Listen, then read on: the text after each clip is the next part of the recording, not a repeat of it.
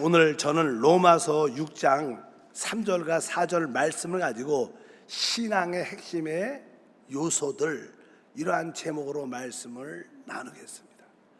우리가 복음 전파라는 테마를 가지고 수요 예배를 나누었습니다. 우리가 복음을 전할 때 이 복음의 핵심적인 내용에 대해서 말씀을 많이 나눴죠. 오늘 특별히 우리 신앙에서의 핵심은 무엇일까? 가장 기본적으로 우리는 믿음은 구원을 받게 됩니다. 그래서 이 믿음이란 이런 단어가 뭐 당연하게 중요한 핵심이죠. 성경에 보면 오직 의인은 믿음으로 말미암아 살리라. 우리가 믿는 이유와 목적은 무엇이냐면 생명을 얻기 위한 거예요. 우리가 죄와 영원한 사망으로 멸망 가운데 있었는데 바로 우리가 주 예수를 믿을 때 우리는 바로 생명을 얻죠. 믿음의 결과, 믿음의 목적은 생명을 얻기 위한 것입니다. 그래서 아주 우리가 믿음, 생명이라는 단어가 특별히 중요합니다. 그럴 때 오늘 본문 말씀에 보면 우리가 신앙생활을 할 때 아주 기본적인 핵심적인 몇 가지 단어가 있습니다. 오늘 3절에 무릇 예수 그리스도와 합하여 침례를 받은 우리는 그의 죽으심과 합하여 침례받은 것을 너희가 알지 못하느냐. 여기에 보면 합하여 이렇게 연합이라는 단어가 있고요, 예수와 합하여 또 침례를 받았다. 침례란 단어, 우리가 침례란 단어는 하나님의 구원에서 아주 중요한 단어입니다. 보통 일반적인 사람들은요, 뭐 예수를 믿고 열심히 잘 따르면 되지, 그냥 보통 일반적인 믿음하면 예수를 믿으면 되지, 이런 표현들을 많이 하지만 성경의 신약 성경을 보면 그렇지 않습니다. 성경은 이 믿음도 중요하죠. 근데 특별히 침례를 강조하는 말씀이 되게 많습니다. 침례. 오늘도 침례를 받지 않느냐. 침례. 특별히 여기 마가복음에 16장 16절에 이렇게 말씀합니다. 믿고 침례를 받는 사람은 구원을 얻을 것이요 믿지 않는 자는 정죄를 받으리라. 사람이 구원을 받으려면 믿어야 됩니다. 그리고 저 말씀에 의하면 침례도 어떻게 돼요? 받아야 돼요. 일반적으로 우리가 그냥 예수를 믿기만 하면 구원받는다, 이런 표현을 많이 하죠. 뭐 틀린 말 아닙니다. 근데 오늘 말씀에 믿고 침례를 받는 사람들은 구원을 얻을 것이요.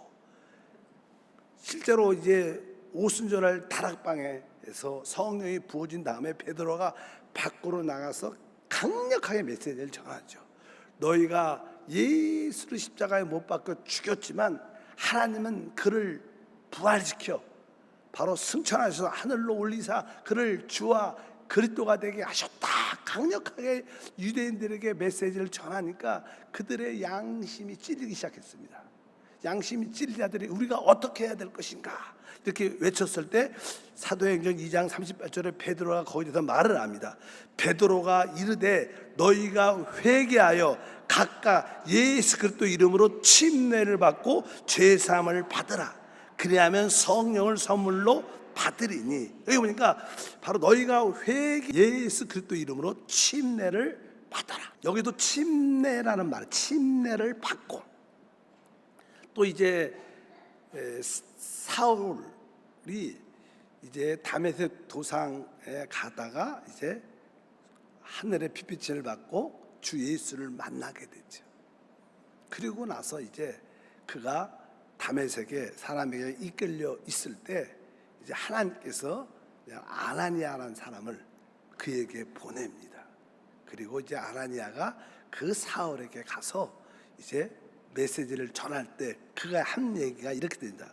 사도행전 22장 16절에 이제 왜 주저하느냐, 일어나 주의 이름을 불러 침례를 받고 너희 죄를 씻으라 하더라.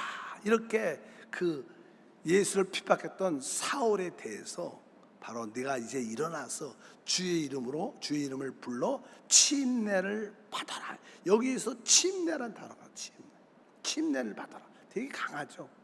그리고 나서 오늘 복음 말씀을 다시 한번 읽어보니까 로마서 6장 3절과 4절에 무릇 그리스도 예수와 합하여 침례를 받은 우리는 그의 죽으심과 합하여 침례를 받은 줄 알지 못하느냐. 그러므로 우리가 그의 죽으심과 합하여 침례를 받음으로 그와 함께 장사되었나니 이는 아버지의 영광으로 말미암아 그리스도를 죽은 자 가운데 살리신과 같이 우리로 또한 새 생명 가운데 행하게 하려 함이라. 여기도 반복해서 침례에 대한 말씀이 기록되어 있습니다. 사실 우리가 믿는 것은 우리가 구원을 받는 것입니다. 근데 믿으면 구원을 받지만 침례를 받으면 그 구원이 온전해진다는 뜻을 갖고 있어요. 사실 이 말씀. 사실 오직 구원은 믿음으로 받죠. 믿음으로. 그 믿음에 다른 것이 더해지면 이단이에요. 구원은 오직 믿음으로 받습니다. 그런데 오늘 말씀에 보면 바로 우리가 구원, 믿음을 통해서 구원을 받지만 이 침례를 통해서 그 구원이 완전해진 체험을 갖게 된다. 이런 뜻을 갖고 있어요. 그러니까 여러분들이 믿어야 되고 뭘 해야 되는 거예요? 침례를 받아야 돼요. 우리가 복음을 전할 때 그 사람의 주 예수를 믿었으면 우리는 곧바로 그들을 향해서 뭘 줘야 돼요? 침례를 주는 게 진짜 원칙입니다. 할 수만 있다면. 그래야지 그 구원의 감동도 더 깊이 충만해질 겁니다. 우리가 예수를 믿으면 구원받는다. 여러분, 이 구원 무엇에 대한 구원이에요, 여러분? 한번 보세요.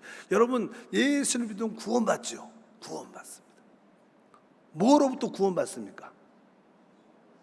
나는 뭐로부터 구원받는가? 첫 번째, 하나님의 영원한 죄 심판으로부터 구원받아요.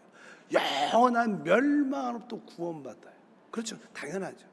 죄의 문제로부터의 구원이 우리에게 주어지는. 이것이 끝일까? 여러분들은 또 어떤 것으로 구원받아요? 우리는 우리 육신의 연약함, 육신에 하는 연약함과 어떤 많은 문제와 질병을 가지고 있어요. 우리 육신에. 그 육신의 연약함으로부터 질병으로부터 우리는 또 한편으로 뭘 받아야 돼요? 구원이 필요한 거예요. 구원. 또 어떠한 구원이 필요할까 우리에게? 우리는 사실 이 세상의 어떠한 유행과 세상의 문화와 세상의 흐름으로부터도 우리가 구원을 받아야 돼요. 그래서 진정한 구원이 되는 거예요. 그러니까 우리가 구원이라는 뜻은 하나님의 영원한 심판에서의 구원이 기본적으로 돼 있고, 또 우리는 이 땅에 살면서 육신의 연약함으로 다가오는 많은 문제로부터 구원을 받아야 되고, 우리는 또 세상으로부터 어떻게 해요? 구원을 받아야 돼. 적어도 우리는 이 세 가지 항목에 있어서 구원이라는 단어를 쓸 수 있어요. 하나님의 죄로 말미암아 영원한 심판으로부터의 구원, 또 우리의 육신의 그 연약함으로 다가오는 구원, 또 세상의 묶임으로부터 다가오는 구원. 근데 여러분들은 이 셋 중에서 몇 가지 받았어요? 몇 가지 받은 것 같아요? 어? 저 쳐다보지 말고 몇 가지 구원을 받은 것 같은가? 적어도 첫 번째, 내가 하나님의 죄로 말미암아 영원한 심판에서 구원받았다. 여기에 여러분들의 확신이 있을 것 같아요. 우리는 첫 번째 그 하나님의 영원한 심판으로부터 우리는 구원을 받았습니다. 근데 두 번째, 여러분들은 육신의 연약함으로부터 구원받았는가? 그러면 가우띵, 아직까지 그 내 육신의 연약한 많은 문제로부터 온전히 구원은 받지 어땠어요? 받았어요, 안 받았어요? 받았다고 말하기가 곤란하지. 왜? 체험이 그렇지 않아요.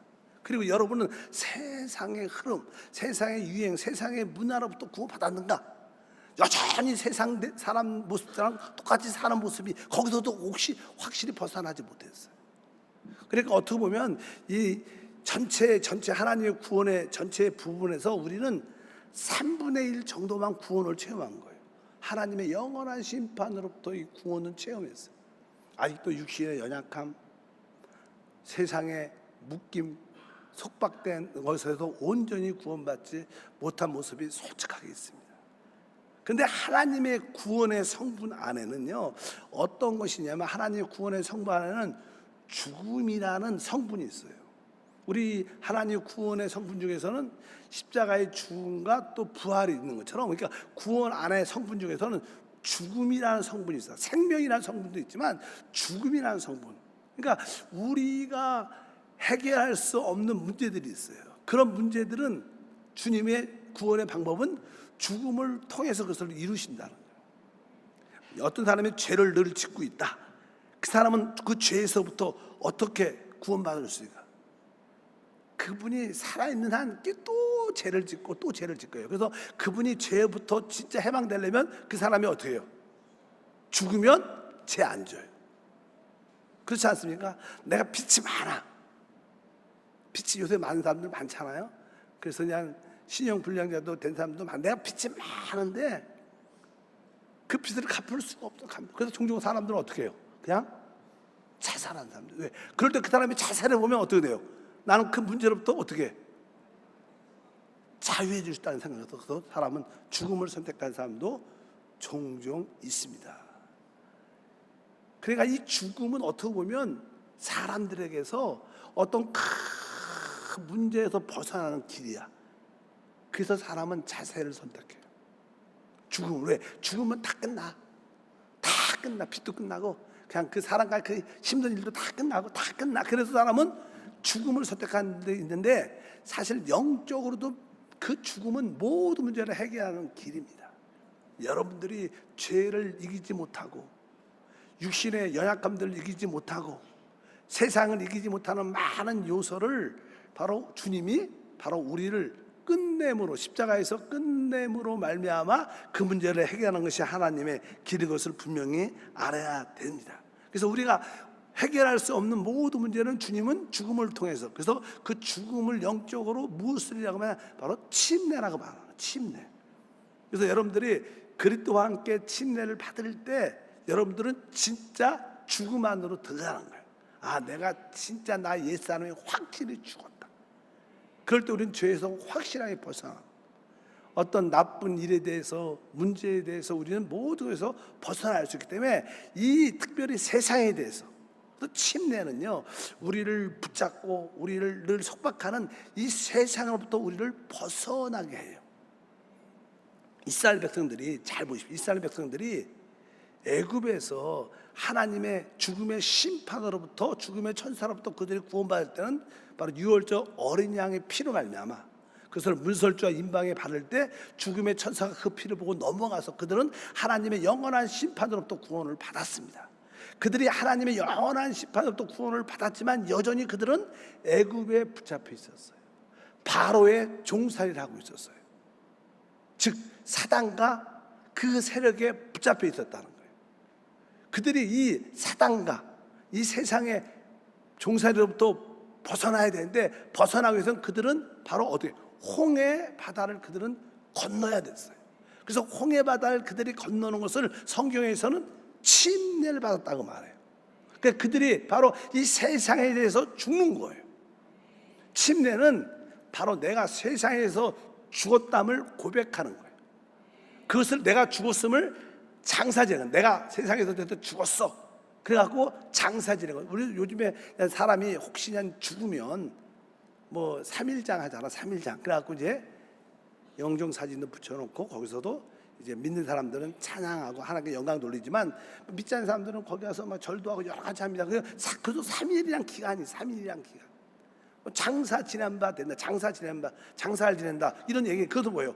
우리가 예수 그리스도와 십자가에서 죽은 것을 장사 지냈다는 것을 여러분들 그것을 기억해야 돼요. 내가 진짜 침례를 통해서 내가 죽은 자가 됐다. 죄는 더 이상 나한테 역사할 수 없다.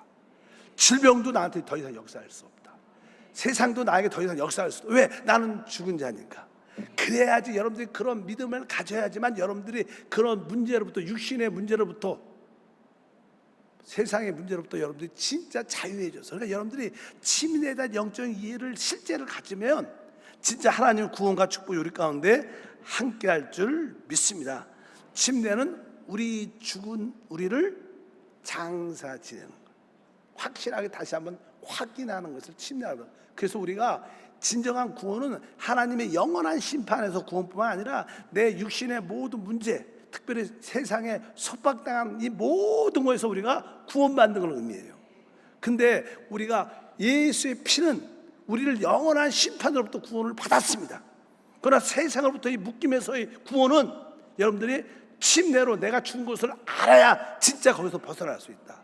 그래서 하나님의 구원은 하나님의 영원한 심판에서만이 아니라 세상에서 우리 육신의 연약함에서 구원받기를 하나님의 역사이기 때문에 성경에 믿고 침례를 받아야 구원받는다.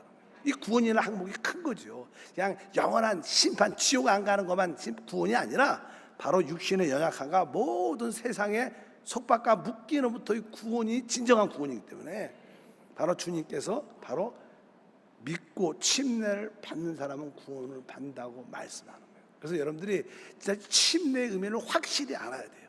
그래서 나는 예수를 믿을 뿐만 아니라 나는 그리스도 이름으로 침례를 받았다. 나는 죽은 자다. 난 더 이상 죄와 육신의 연약함과 세상 속박과 감각이 없다. 왜? 죽었으니까 더 이상 세상이 나에게 관계할 필요가 없는 거예요. 육신의 연약함 나에게 관계할 그러한 믿음이 우리에게 승리를 체험케 하는 놀라운 역사가 함께 할 줄 믿습니다. 그래서 침례는 우리에게 하나님의 구원의 완전함을 누리게 하는 거예요. 하나님의 심판뿐만 아니라 세상의 묶임에서 육신의 모든 연약함에서 내가 벗어날 수 있는 길이 뭐예요? 내가 확실히 죽은 것을 아는 겁니다. 여러분들이 내 옛사람이 내 자신이 죽었다 그러면 여러분에게 부활한 새 생명만 있는 거예요. 그러니까 여러분들이 침례를 확실하게 이해했다면 오직 거듭난 영으로만 사는 게 나구나. 그럴 때 우리가 영으로 성령을 따라만 살 때 우리는 모든 것에서 자유할 수 있다는 거예요. 침례를 진짜 영적으로 이해했다면 내 옛사람은 죽었기 때문에 육신의 연약함에 대해서 죽었고 세상에 대해서 죽은 자이기 때문에 나는 더 이상 그런 거에 관계하지 않는다. 나는 오직 하나님이 주신 새 생명 영을 따라서만 산다. 그래서 우리는 오늘도 영을 이야기해요. 거듭난 영을 따라 사는 걸 배워야 돼요. 여러분들이 하나님 내가 예배할 때 영으로 예배하게 하소서. 영으로 예배하게 하소서. 하나님 내가 찬양할 때 영으로 찬양하게 하소서. 여러분이 식사할 때 하나님 반찬 먹고 식사할 때 영으로 먹기도 하고 이런 기도가 진짜 뼈저리게 있어야 돼. 내 남편을 대할 때 뭐로? 영으로 대하게 하소서. 우리 자녀를 교육할 때도 하나님 영 안에서 자녀를 훈육하게 하소서. 영으로. 성도가 서로 교통할 때 영으로. 왜? 나의 옛사람은 진짜 침례를 줘서 죽은 자예요. 그것을 진짜로 믿으면 여러분들은 오직 영을 따라 사는 마음을 갖게 돼요. 그래서 침례는 되게 중요합니다. 침례는 바로 하나님의 완전한 구원을 누리는 길이에요. 우리가 믿을 뿐만 아니라 침례를 받아야 돼요. 우리는 하나님의 영원한 심판으로 예수의 피로 말미암아 씻음 받았습니다. 또 한편적으로 나는 옛사람이 침례를 받고 죽음으로 말미암아 나는 모든 육신의 연약함과 모든 세상의 묶임에서 확실하게 나는 해방되었다. 이것이 진짜 구원이죠. 여러분들 그 구원을 마음껏 믿음으로 누리시길 주님으로 축복합니다. 그래서 피로 말미암아 우리가 구속받았고 침례를 통하여 육신과 우리가 세상에서 벗어나는 길을 하나님이 이렇게 주신 거예요. 그러니까 우리 주님이 말씀할 때 계속 침례 이야기하는 거예요. 침례. 회개하고 침례를 받아라. 믿을 뿐만 아니라 침례를 받아라. 왜? 구원은 하나님의 지옥에서만 벗어나는 게 아닙니다. 내 자신에서 바로 세상에서 벗어나는 게 진정한 구원이다. 그래서 우리는 이 세상의 왕국에서 뭐예요? 주님의 왕국으로 옮겨진 것이죠.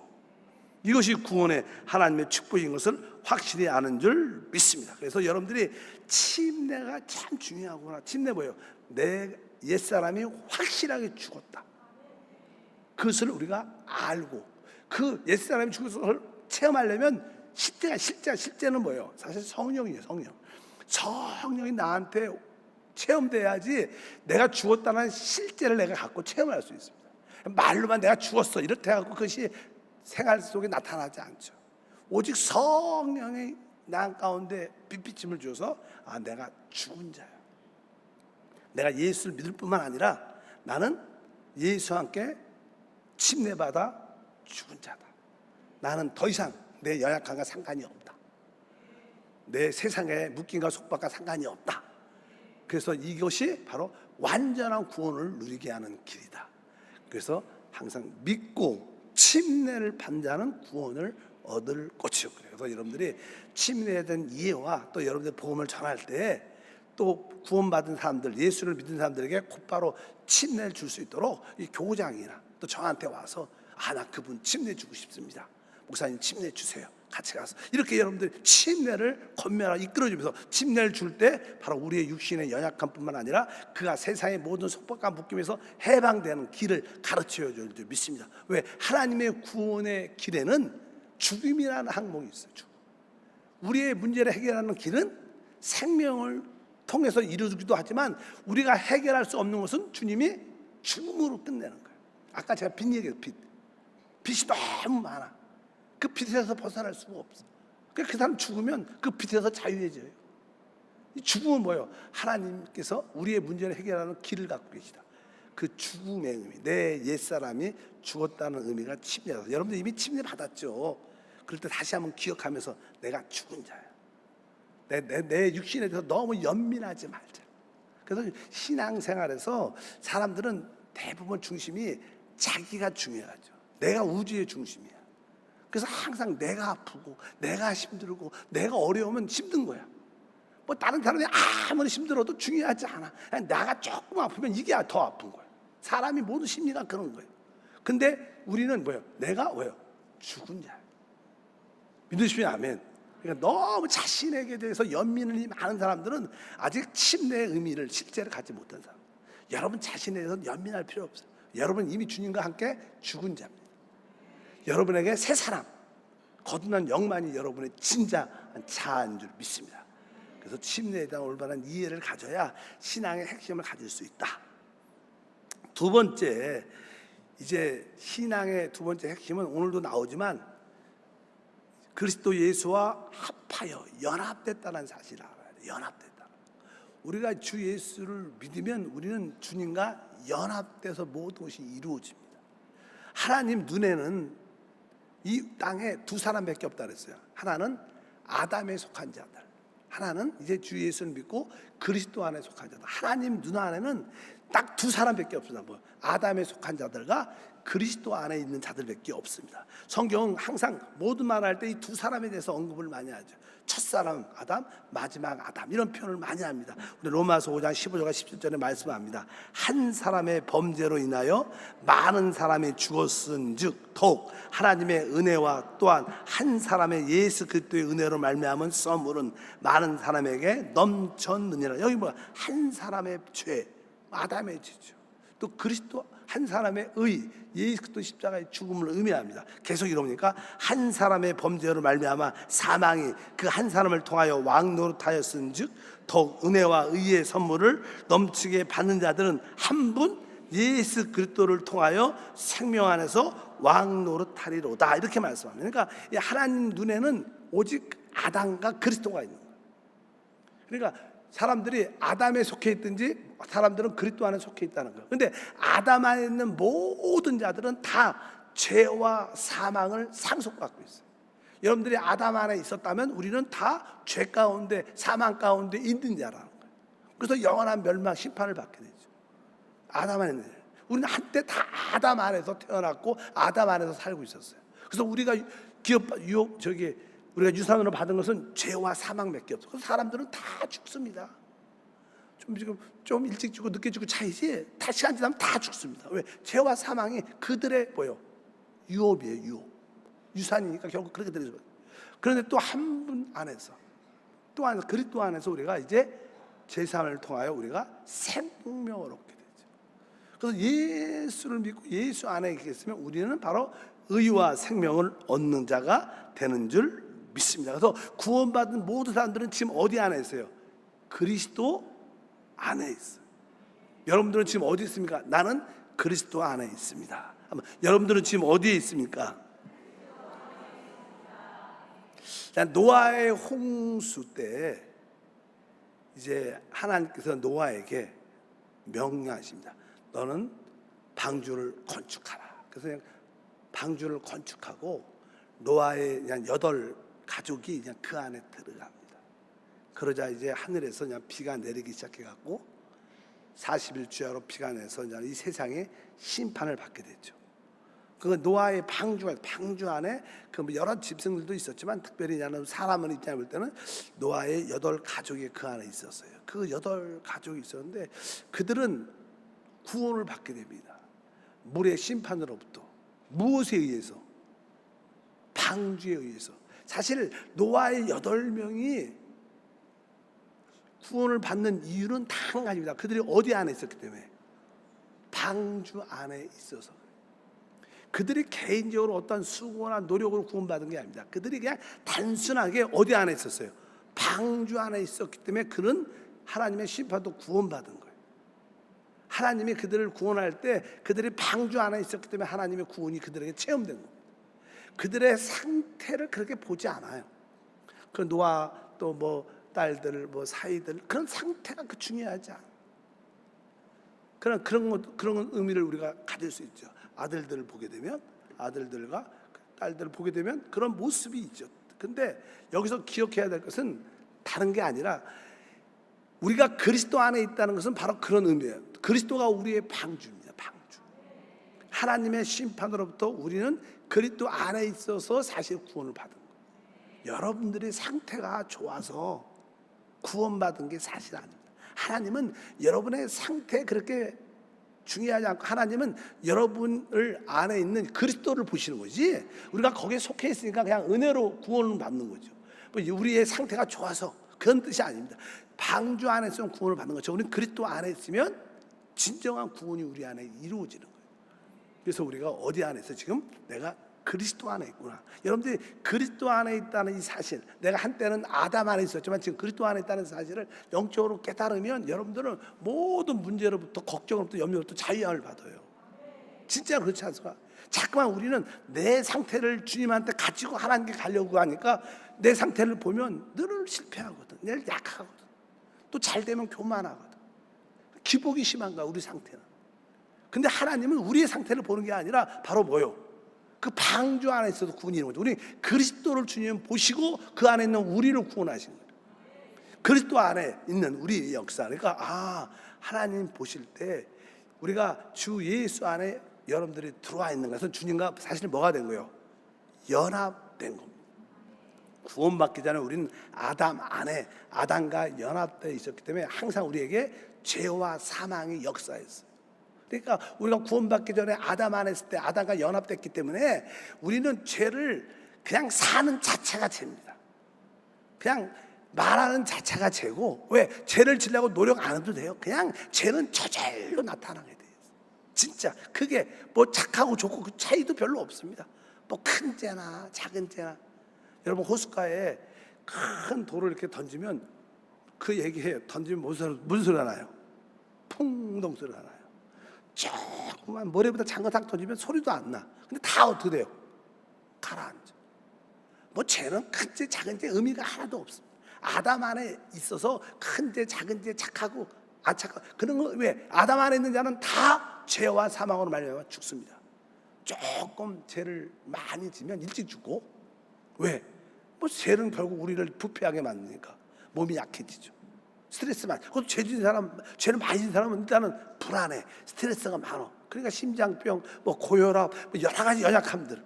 그래서 일찍 죽어요. 사실 죄를 많이 지은 사람들은 오래 사는 사람도 별로 없어요. 죄를 세게 지면 뭐예요? 나라에서 죽입니다. 어차피 죽어요. 그러니까 일찍 죽어. 죄를 지면 일찍 죽어. 그러나 좀 이렇게 그렇지 않은 사람들은 좀 조금 더 오래 사는. 결국 가만 놔두면 다 죽습니다. 뭐 자살하지 않아도 사람은 아담 안에 사는 다 죽게 돼 있어요. 근데 우리가 그리스도 예수 안에 사는 하나님 우리에게 뭘 준 거예요? 의와 생명을 주신 거예요. 그래서 바로 그리스도 안에서 우리는 의를 얻은 거예요. 우리는 생명을 얻은 거예요. 그래서 우리 안에는 뭐가 있어요? 생명이라는 법이 있는 거예요. 신앙생활은 바로 우리 안에 바로 오신 그리스도 예수 안에 있는 그 생명의 법을 따라. 내가 우리 안에 영접된 그 생명의 법을 따르면 우리에게 자연스러운 의로움이 나타나요. 우리가 노력하는 게 아니라 생명의 법을 따르면, 아까는 아담 안에 있을 때는 죄의 법이 있기 때문에, 사망의 법이기 때문에 그냥 사는 자체가 죄야. 사는 자체가 사망이니까 가만히 놔둬도 아무리 훈련해도 결국 그렇게 갑니다. 마찬가지로 예수 안에서 우리 안에는 생명의 법이 있어요. 생명의 법을 따라 살게 되면 우리는 뭐예요? 하나님의 의로움을 나타낼 수 있고요, 거룩함도 나타낼 수 있어요. 내가 노력해서 나타나는 게 아니라 그 생명의 법을 따라 살면 그런 모습이 우리 가운데 나타납니다. 왜? 우리는 그리스도와 이미 연합됐기 때문에. 그래서 신앙생활에 우리의 신앙생활은 그리스도와 연합된 생활이구나. 연합된 생활.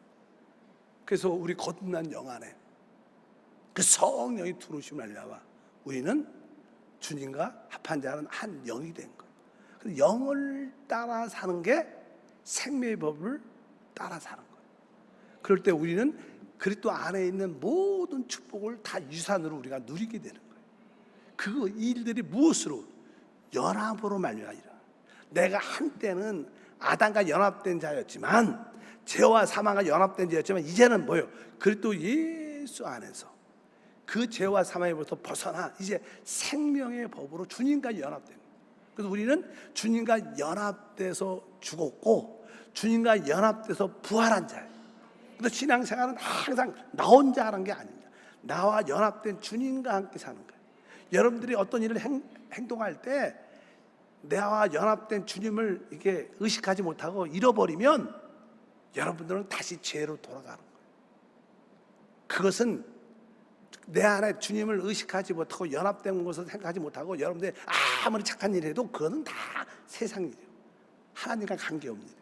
오직 주님과 내가 연합됐지, 주님과 한 영 안에서 내가 성령을 따라 모든 것을 주님과 함께 모든 것을 하는 게 우리의 신앙생활의 핵심입니다. 그래서 내가 사는 게 아니라 내 안에 그리스도가 사는 줄 믿습니다.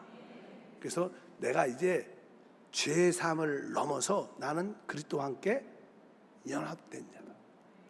그 연합이란 단어를 실제로 이해해야지 신앙을 진짜 갖는 겁니다. 신앙을 진짜 갖는 거예요. 여러분들이 이제 복음의 내용을 알았기 때문에 침례를 알고 이 연합이란 단어들을 알아야 이것이 성령 안에서 나에게 실제가 돼야 되는 거야. 내가 죽었구나. 침례를 통해 내가 끝난 자구나. 또 내가 이제 그리스도와 함께 참으로 연합됐구나. 나의 삶은 내가 사는 게 아니고 나와 연합된 주님과 함께 사는 거구나.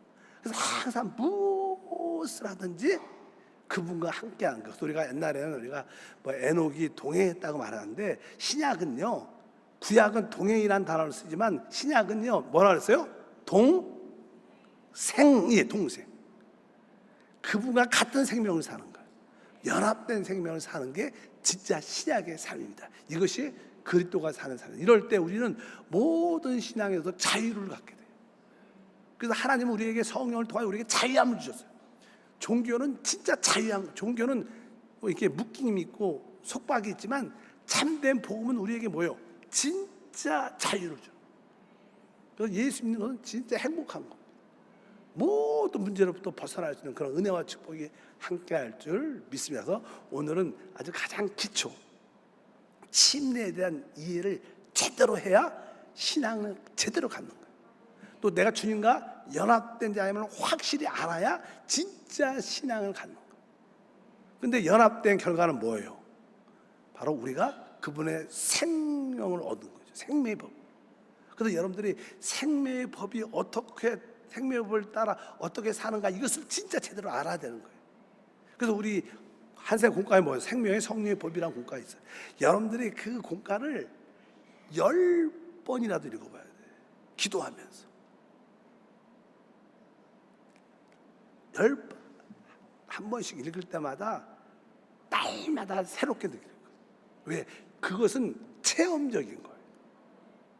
여러분들이 체험을 안 했으면 절대로 이해가 가지 않아. 그리고 느껴지지도 않고 감동도 없어. 근데 여러분들이 영적으로 생명의 법에 대한 체험을 갖게 되면 그만큼 또 여러분에게 은혜가 되고 깊이가 느껴져요. 그래서 여러분들이 생명의 성령의 법이라는 공과책을 숱하게 읽어보고 우리 안에 계신 그 성령 하나님을 따라 사는 법을 배워야 진정한 크리스찬입니다. 그럴 때 여러분 신앙에 놀라운 은혜와 축복이 함께할 것을 확실히 믿습니다. 생명의 성의법 우리 교우장님과 이렇게 양도 많이 해봤어요. 나는 한 5번 읽어봤다. 이런 분들 5번 정도 한번 기도하면서 양육 받았다. 5번 이상. 왜 하나도 없어? 응? 더 많이 읽어. 나는 10번. 여러분들이 적어도 10번, 한 달에 한 번 정도는 읽어봐야지. 믿으시면 아멘. 한 달에 한 번 정도는 가족과 함께 읽든지 기도하면서 읽든지. 대부분 야는 성경 말씀으로 구성되어 있으니까 이거만큼 여러분들 왜 신앙생활은 우리가 침례를 받고 주님과 연합됨을 아는, 연합된 자들은 생명의 성령법을 따라 사는 자예요. 여러분들 제대로 신앙생활은 뭐예요? 생명의 법이 어느 때 역사하는지 알아야죠. 그냥 대충 하면 될 거야. 대충 해서 안 돼. 제대로 해야지 될 줄 믿습니다. 하나님 감사합니다. 다시 한번 신앙의 핵심적인 요소를 보게 하시고 알게 하시고 체험하도록 도와주옵소서. 다시 한번 침례를 통하여 우리가 해결할 수 없는, 사람이 해결할 수 없는 모든 것이 침례의 죽음을 통하여 다 해결됐고 그 문제로부터 벗어난 줄 알게 하소서. 하나님의 구원의 성분 안에는 죽음이라는 능력이 있습니다. 우리가 죽을 때 모든 속박과 문제로부터 벗어나는 길을 깨닫고 이제 그 주님과 함께 연합돼서 연합된 영을 따라 사는 우리가 됨으로 참된 믿음의 길을 가게 하소서. 그 생명을 따라 사는 길을 갈 수 있도록 은혜를 더하여 주옵소서. 주 예수 이름으로 기도함나이다. 아멘.